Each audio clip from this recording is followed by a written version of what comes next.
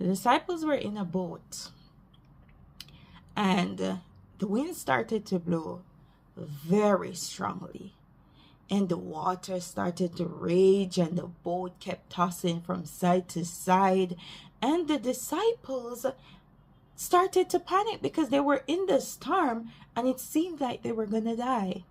And so they started to panic, and they couldn't understand because Jesus was in the boat with them, but he was sleeping, and they couldn't understand how could Jesus be sleeping at this time.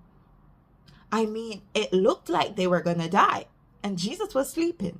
So what exactly was happening? They couldn't get it.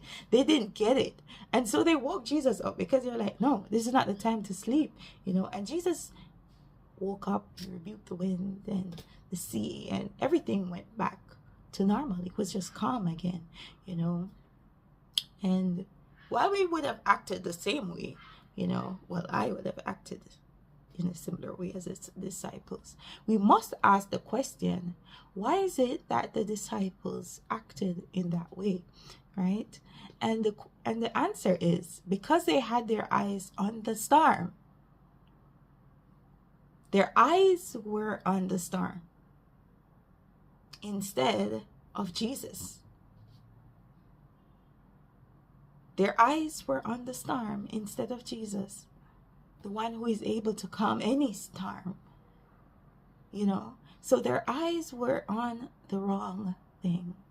They were looking at the issue, and for them it seemed like a big hurdle. It seemed like something they couldn't overcome. And here was Jesus, the same Jesus who had done so many miracles before. When the time came and they were in the storm, they panicked. And so we often find ourselves in the situation where God had delivered us from other situations, but then when we face other hurdles, what seems to be bigger hurdles, because we call them bigger hurdles, you think it is impossible or difficult for God to do. The same God who healed Peter's mother-in-law of the fever is the same God who rose Lazarus from the dead. So God is not looking at your issue or whatever mountain or trial you're going through at this mountain, in the season in your life, and thinking, oh, that's a big issue.